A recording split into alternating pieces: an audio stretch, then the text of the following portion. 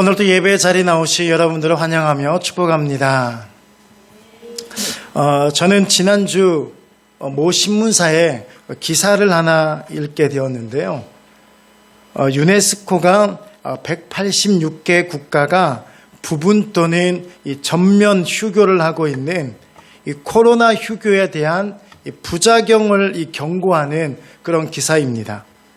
보신 분들도 계시겠지만 기사 제목이 전 세계 12억 9천 명 학업 공백, 계층 간 격차 심화 우려. 기사를 요약하면 이런 내용입니다. 휴교가 이 부작용을 남긴 이 전례를 보고하고 있는데요. 싱가포르는 2003년 사스로 단 2주간 휴교했는데도 이 학생들의 학력 저하가 나타났고, 이 벨기에는 1990년 프랑스어권 교사 파업으로 이 2달 쉰 학생들이 이 파업이 없었던 네덜란드어권 학생들보다 유급 비율이 높고 진학률이 떨어졌다고 합니다. 그러니까 이어서 전문가들은 휴교가 장래 소득에도 영향을 준다고 지적했는데, 이 노르웨이 통계청이 학교가 한 1학기 정도 휴교할 경우에 이 피해액을 추산해 본 결과 하루에 1983억 원 정도가 된다고 하더라고요. 그러니까 노르웨이 기준이에요. 한 2천억 원 정도 하루 피해액이. 결국 이 피해액이 대부분이 이 학생들이 어른이 된 뒤에 소득 감소분이고, 그 일부는 육아 부담에 따른 이 부모님들의 생산성 하락분이라는 겁니다. 그러니까 이런 문제 때문에 이 국가 간, 이 계층 간 이 격차가 더욱 심각하게 될 것이고, 20에서 30년 뒤 이 전 세계의 이 심각한 양극화 문제가 될 것이라고 이렇게 우려하고 있는 그런 기사예요.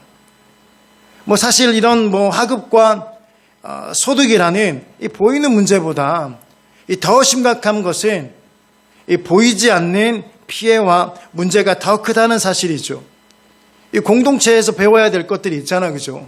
이 사고력, 인내심, 이 자기 통제 능력을 배워야 되는데 이런 것들을 배우지 못하니까 사실 더 가슴 아픈 문제죠. 그러니까 이런 현실적 고민이 크리스찬이든 넌 크리스찬이든 이 부모라면 모두의 고민 아닌가요? 그런데 우리는 더 나아가서 이 넌 크리스찬들이 하는 학업과 이 소득에 관한 고민과 함께 크리스찬으로 해야 될 고민 최소한 한 가지는 더 있다는 사실이죠.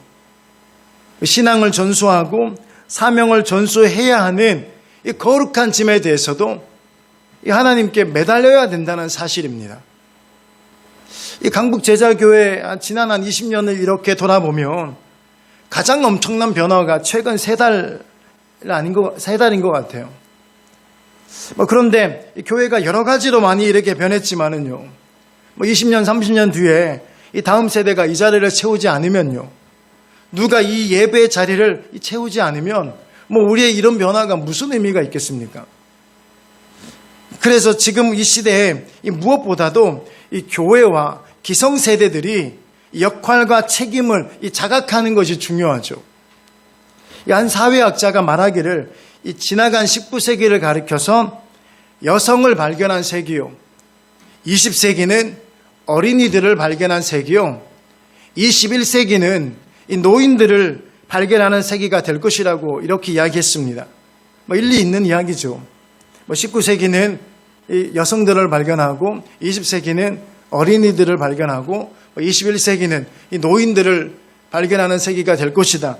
그런데요, 저는 21세기는요, 노인과 함께 이 다음 세대를 재발견해야 되는 그런 세기가 되어야 된다고 생각을 하고 있습니다. 왜 우리가 그럼 다음 세대에 대한 이 재발견을 해야 되냐면, 다음 세대가요, 교회에 대한 불신이 커져 있기 때문에 그렇습니다. 교회를 더 이상 신뢰하지 않습니다. 무슨 일을 해도, 교회가 무슨 일을 해도 이 다음 세대들이 하는 것이 뭐냐면 의심부터 하는 거예요. 이게 바로 다음 세대 앞에 놓여 있는 이 교회의 현 위치예요. 이 문제는 이 교회에 대한 이 불신도 이게 정말 문제지만 더 심각한 문제가 뭐냐면 이 다음 세대를 가르치는 이 부모님에 대한 신뢰가 날개 없이 추락하고 있는 것이 더 가슴 아픈 문제죠. 이제는 부모님들이 말만 하면 꼰대라고 취급을 해요. 귀를 닫고 마음을 닫아버리고 전혀 부모님 말에 반응하지 않는 세대, 이 다음 세대예요. 이 자녀들은 엄청난 속도로 변하고 있죠. 이 부모 세대들은요, 이 변화에 민감하게 대처하지 못하고 있습니다. 단 자녀들은 엄청난 속도로 변하거든요. 이 변화의 속도를 이 부모들이 따라가지 못하니까 자녀들이 이 부모를 더 이상 신뢰하지 않는 것이에요. 그런데 부모 세대가 받아들여야 되는 것이 한 가지 있습니다. 절대 우리는 이 다음 세대의 변화를 따라잡을 수 없다는 사실입니다.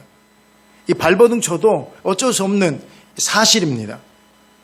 이 변화하는 세상의 것으로 그래서 승부를 하게 되면 당연히 실패할 수밖에 없다는 사실입니다. 당연한 거 아닌가요? 이 엄청난 속도로 변하고 있는 이 다음 세대에 여러분들 변화에 얼마나 민감하게 반응하고 계신가요? 저도 나름대로 정말 민감하게 이 다음 세대의 변화에 대한 반응을 하려고 몸부림치고 있는데요. 이 한계가 있더라고요. 제가 다 지난주에 말씀드렸잖아요. 저는 유튜브 채널을 개설하는데 5시간 걸렸습니다. 근데 우리 최태민 자매님은요, 30분도 안 걸려서 할 수 있는 일이에요. 이게 이 차이인 거예요. 한 20살 차이 나는 이 최태민 자매하고 저하고 차이가, 이 엄청난 차이가 나타난 거죠. 근데 만약에 인영이 보고 이 유튜브 채널 한번 개설해봐 이러면 저 친구는요 5분이면 가능해요. 이게 속도예요. 죄송한 이야기인데요, 이게 변화에 대한 속도입니다. 제가 이거 요즘에 PPT로 이게 카드 뉴스를 만들고 또 이렇게 동영상 편집을 하고 이렇게 하는 거 있잖아요. 여러분들 보시기에 야, 이게 저 양반은 도대체 능력의 한계가 어디야? 그런 분 아무도 안 계신가 봐요. 표정을 보니까. 이게 쉬운 게 아니에요. 이 나이에.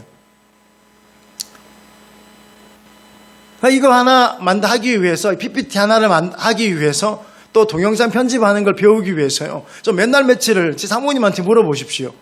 새벽 4시, 5시까지 퇴근을 안 했습니다. 하루에 10시간 이상씩, 한 일주일 이상을 해서 겨우겨우 이렇게 PPT를 좀 하는 거 배우고요.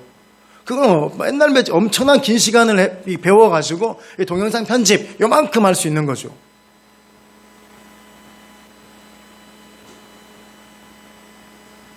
우리 인영이한테 시키면요, 더 빨리 합니다.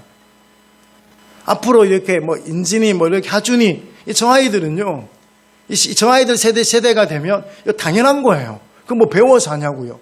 그냥 아는데 그냥. 배워서 하는 게 아니에요. 저희 세대들은 배워서 해야 되는 세대인데요. 사실은 정확히 표현하자면 가르쳐줘도 못하는 세대예요. 배워도 쉽지 않는 세대.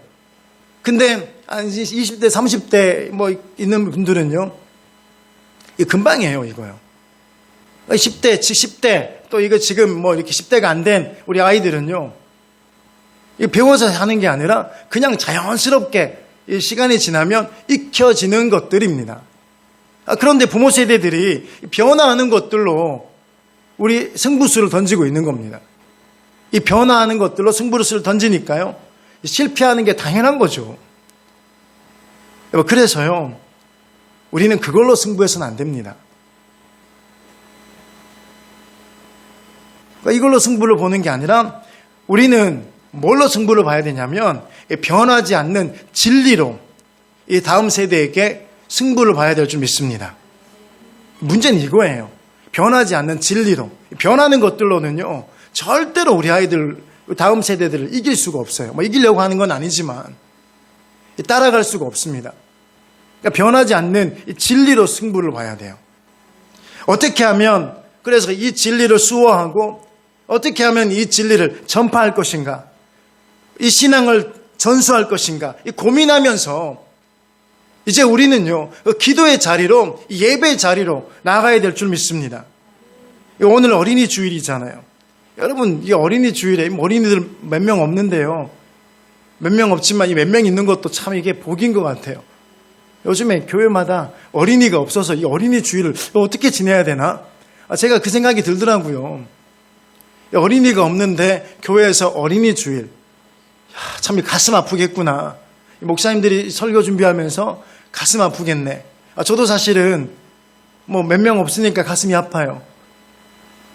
그래서 오늘은 사실 어린이 주일이고 또 지역 확산도 이제 많이 거의 없고, 그래도 사실은 오늘은 어린이들이 몇 명 좀 더 나오지 않을까 이런 기대 있잖아요. 그래 기대를 엄청 했더니 아까는요 마음이 되게 좀 아픈 거예요. 뒤에서 쓰리고 이게 마음이 좀 오늘은 한 명이라도 더 나올 것 같았는데 왜 오늘 안 나왔지? 이러니까 마음이 이렇게 좀 가라앉는 느낌이 있잖아요. 그러다가 다시 한번 보니까 하준이가 있는 거예요. 저렇게 이쁜 하준이가 있고 인진이가 있고 인서가 있잖아요. 얘들은 어린이잖아요. 얘네들도요.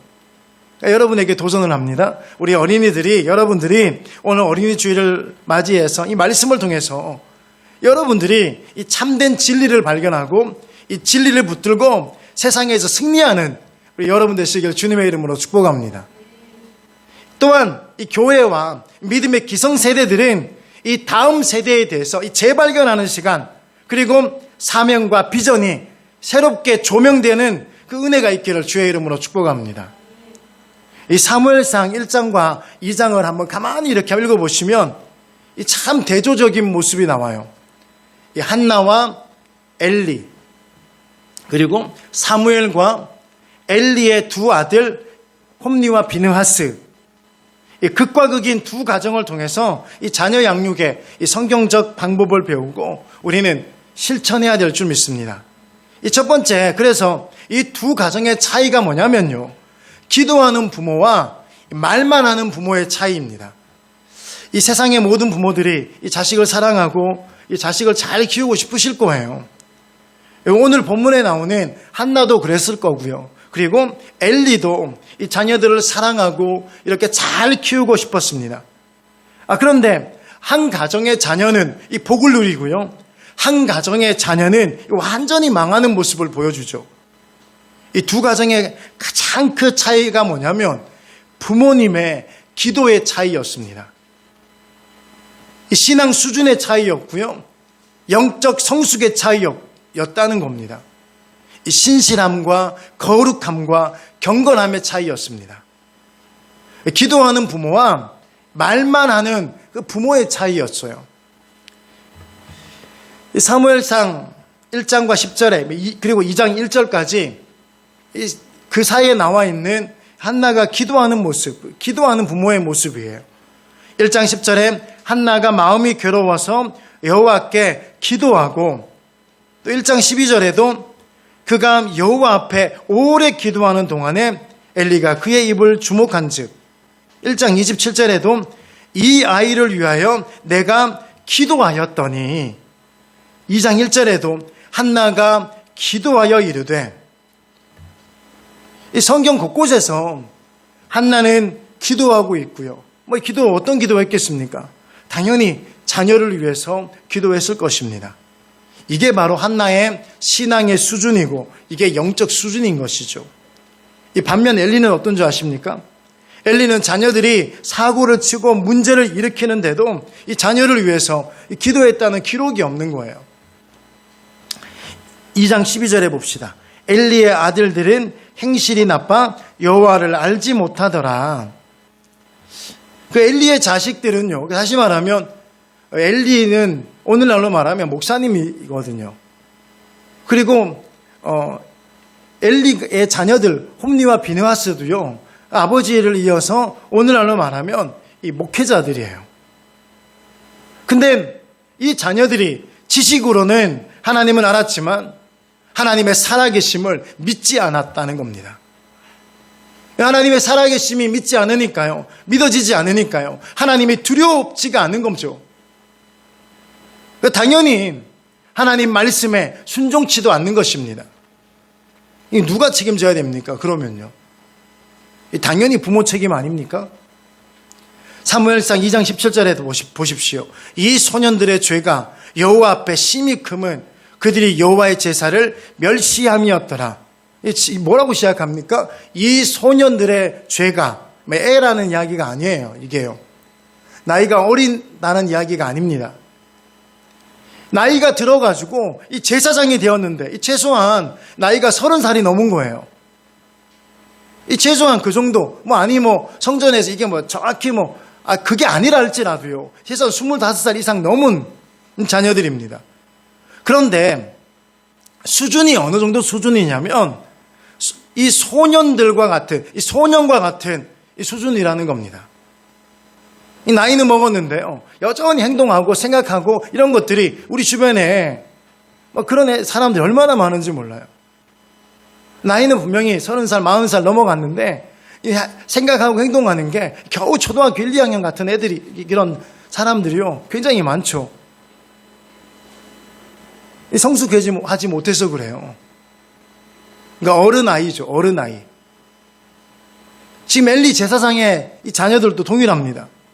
영적으로 성숙하지 못한, 아직 영적으로 성인이 되지 못한 그 상태, 이 소년들의 죄가 엘리 제사장의 문제가요, 여기서 그치지 않습니다. 그 자식들이 악행을 하고 심지어 회막문에서 수종드는 여인들과 동침했다는 소식을 듣게 됩니다. 근데 그 엘리 제사장이 그 소식을 듣고 또 어떻게 반응하고 또 어떤 조치를 취하는지 아십니까? 사무엘상 2장 23절과 24절에 그들에게 이르되 너희가 어찌하여 이런 일을 하느냐? 내가 너희의 악행을 이 모든 백성에게서 듣노라. 내 아들들아, 그리하지 말라. 내게 들리는 소문이 좋지 아니하니라. 너희가 여호와의 백성으로 범죄하게 하는도다. 최대한 제가 엘리의 마음으로 읽으려고 한 거예요. 그들에게 이르되 너희가 어찌하여 이런 일 하니? 야, 소문이 들려. 너희가 악한 행실이. 그러면 안 돼. 이 소문이 안 좋구나. 최대한 제 엘리의 마음으로 지금 읽은 거예요. 이게 지금 말로 해야 될 상황입니까? 이 소문이 두려워서요. 책망도 징계도 못하고 뭘로 하고 있냐면 말로만 하고 있는 거예요. 이게 지금 말로 해야 될 상황인가요? 그러니까요, 제멋대로 사는 겁니다. 이거 절대 사랑이 아니죠. 사랑하는데 어떻게 방치할 수 있습니까? 이 부모의 무책임이 자녀를 망하게 하는 것입니다. 메가드 장군의 자녀를 위한 기도 일부만 읽어드릴게요. 제가 이거 설교를 준비하면서 이 메가드 장군의 이 자녀를 위한 기도문을 보면서요, 얼마나 좋았는지 몰라요. 근데 다 읽어드리면 시간이 좀 가서 조금만 읽어드릴게요. 오 주여, 내 아이가 이런 사람이 되게 하소서. 약할 때 자신을 분별할 수 있는 힘과 두려울 때 자신을 잃지 않는 용기를 주소서. 정직한 패배 앞에 당당하고 태어나며 승리의 때에 겸손하고 온유한 사람이 되게 하소서. 내 아이가 이런 사람이 되게 하소서. 자신의 본분을 자각하여 하나님과 자신을 아는 것이 지식의 기초임을 깨닫는 사람이 되게 하소서. 그를 요행과 안락의 길로 이끌지 마시고 자극받아 분발하도록 고난과 도전의 길로 인도하소서. 모진 비바람을 견뎌내게 하시고 실패한 자를 긍휼히 여길 줄 아는 사람이 되게 하소서. 뒤에 더 있어요. 근데 제가 내용도 되게 너무 좋은데 이 메가드 장군의 기도에서 가장 제 마음을 울리는 것이 뭐냐면 내 아이가 이런 사람이 되게 하소서. 중간중간에 내 아이가 이런 사람이 되게 하소서. 내 아이가 이런 사람이 되게 하소서. 이 김동호 목사님은 그에 져서 내 아이가 이런 사람이 되게 하소서 이 서문에서 질문을 하게 합니다. 뭐라고 질문하냐면 왜 우리는 메가더 장군의 기도를 배워야 하는가? 그러시면서 김동호 목사님은 이렇게 말씀하셨습니다.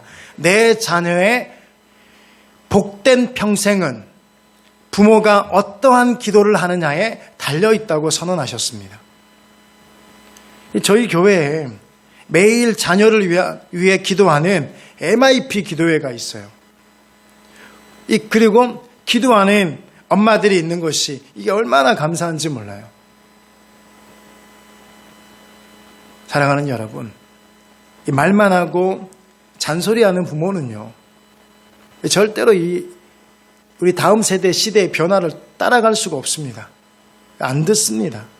그래서 한나처럼 자녀를 위해 기도하는 믿음의 부모가 되어야 될 줄 주님의 이름으로 축복합니다. 두 번째로 두 가정의 차이는요, 신앙 교육의 차이입니다.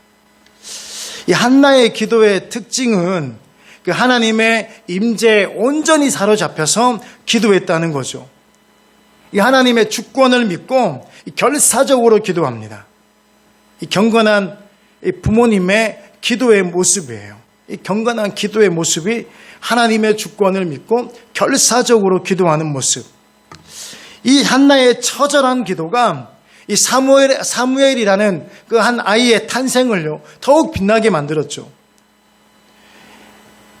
한나는 이런 신실함으로 자녀 교육을 한 거예요. 이 신실함으로 자녀에게 신앙 교육을 시켰습니다. 그러니까 다시 말하면 이 사무엘의 신앙의 배경이 뭐냐면 엄마의 기도였다는 거예요. 그 아이의 이름조차도 한나는 사무엘이라고 지었습니다. 이 뜻이요, 하나님께 구하여 얻은 자. 즉 무슨 이야기냐면 그분의 이름은 하나님이시고 전능하신 하나님이시라는 한나의 신앙 고백이에요. 그리고 여러분 알다시피 이 한나는요, 사무엘이 어렸을 때 하나님께 드려서 하나님을 섬기게 하죠. 엄마만 그런 게 아니에요. 아버지 역시 동일합니다. 아버지 엘가나 역시 엘리 제사장보다 훨씬 더 좋은 믿음과 리더십을 가지고 있었습니다. 믿음의 성도 여러분, 여러분의 자녀가 하나님 앞에서 잘되고 크게 되기를 원하십니까? 그렇다면요, 어려서부터 하나님을 섬기는 사람이 되도록 힘써야 될 줄 믿습니다. 이 세상의 가치가 그 심령속에 채워지기 전에 말씀으로 채워야 될 줄 믿습니다. 그래야만이 이 가치의 충돌이 왔을 때, 이거 다 그거 아닌가요? 여러분, 그리스도인으로 살아가기 위해서는 세상에 수없이 많은 이 가치와 충돌해야 돼요. 일단 갈등하죠. 여러분, 그때 하나님의 말씀으로 채워지지 아니하면요, 이 세상의 가치와 이 세상의 가치의 갈등 속에서 그냥 세상으로 쫓아가는 겁니다. 그러나 하나님 말씀으로 채워지면, 하나님 말씀이 기준이 되면요, 세상의 가치가 아니라 하나님의 가치로 옳고 그름을 선택하게 될 줄 믿습니다. 여러분, 시대가 힘들고요, 좋은 스승이 없다 할지라도 이 부모의 신앙 교육이 우리의 자녀들을 위대한 하나님의 종으로 만들 수 있음을 믿으시기 바랍니다. 이 시대를 탓하면 안 돼요. 이 사무엘이 태어났을 시대가 얼마나 영적으로, 그러니까 이거 영적 암흑기 아닌가요? 하물며 그 시대의 영적으로 책임져야 될 엘리 제사장의 문제조차도요, 심각한 문제 아닙니까? 시대는 힘들고 영적 스승은 없습니다. 그런데 누가 있었냐 그러면 기도했던 위대한 어머니가 계셨다는 겁니다. 사랑하는 여러분, 자주 이야기했듯이요, 가정에서 세 가지가 전수가 되고 또 전수가 되어져야 되죠. 뭐가 전수가 되냐면요, 삶이 전수가 됩니다. 부모님의 삶이 전수가 돼요. 내가 싫건 좋건, 내가 원하건 원하지 않든 이 자연스럽게 부모의 삶이 전수가 돼요. 그러니까 보면요, 희한해요. 자녀를 보잖아요. 엄마를 닮건 아빠를 닮건 두 사람 중에 한 사람 반드시 닮아 있더라고요. 고민해야 될 문제예요. 삶이 전수가 되는 거예요. 그러니까 그래서 우리가 어떻게 해야 됩니까? 제대로 된 삶을 전수해야 돼요. 그리고 이 부모의 신앙이 전수가 됩니다.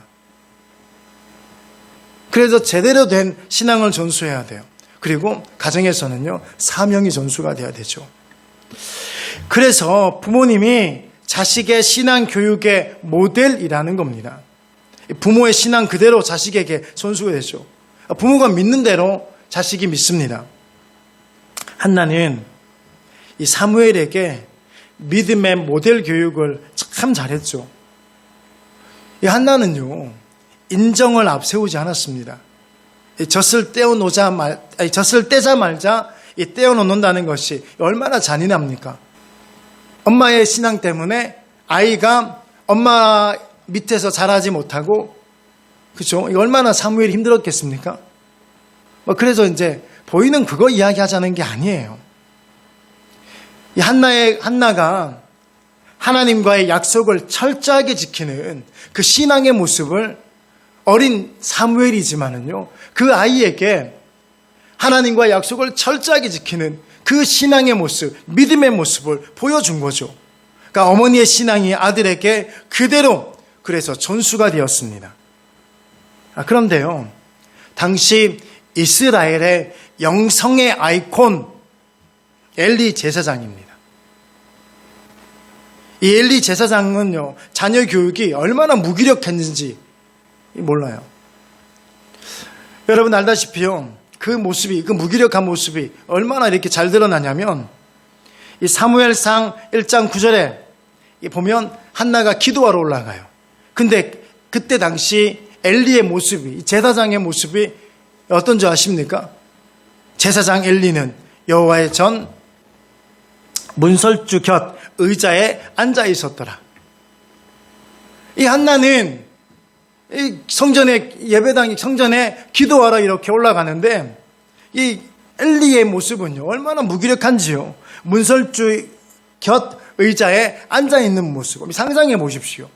이 얼마나 무기력합니까? 그리고 1장 12절에 한나가 막 기도하잖아요. 그때 엘리 제사장이 뭐 하고 있는 줄 아세요? 입만 보고 있는 거예요. 오랫동안 한나가 기도할 때 입만 보고 있는 거예요.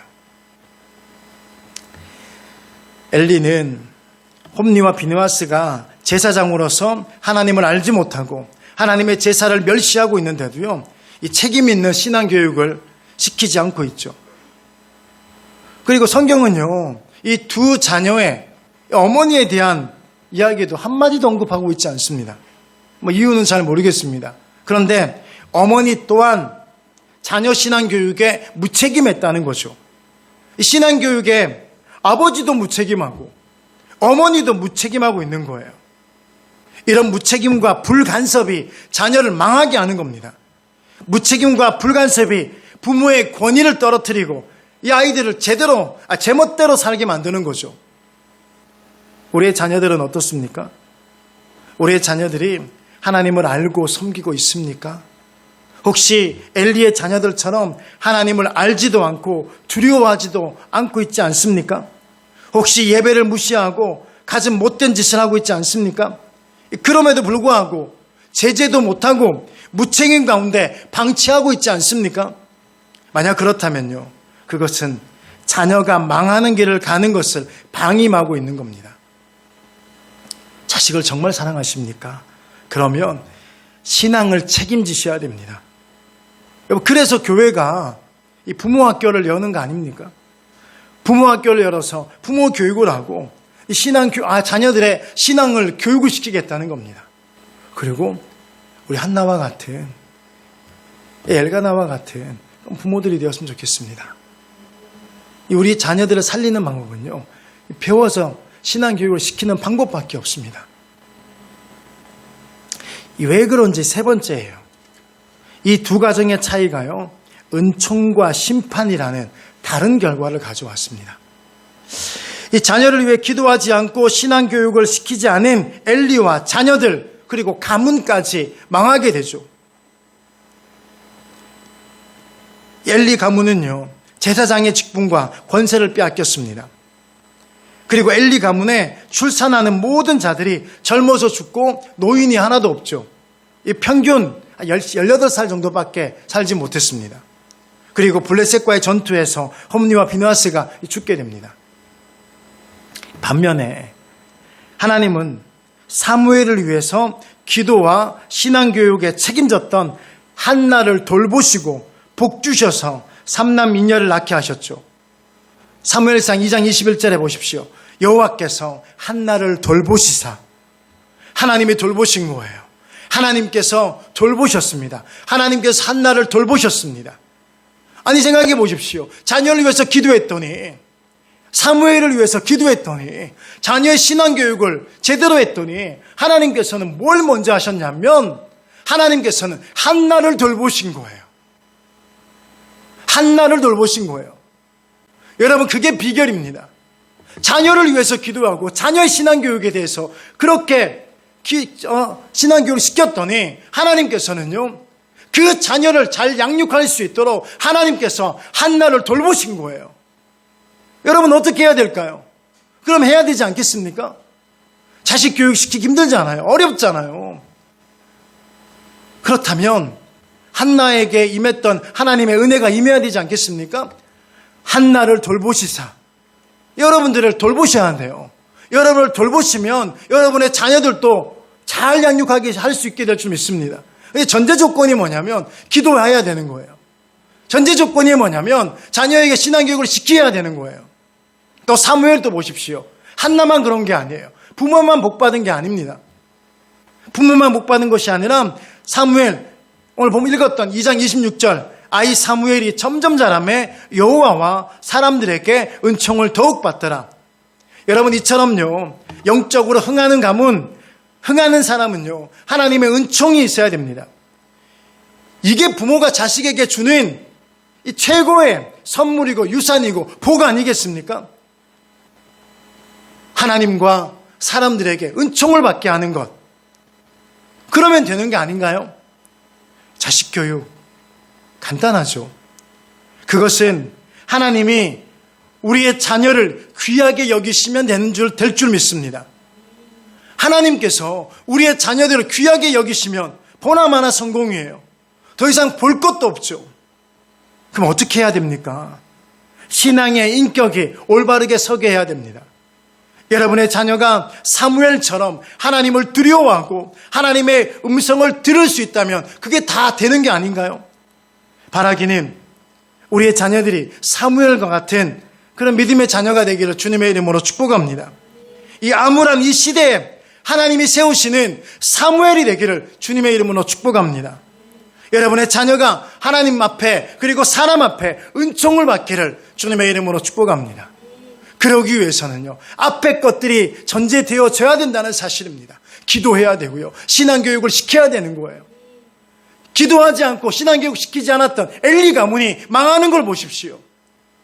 그러나 기도하고 신앙교육을 시켰던 그 가정이 흥하는 걸 보십시오.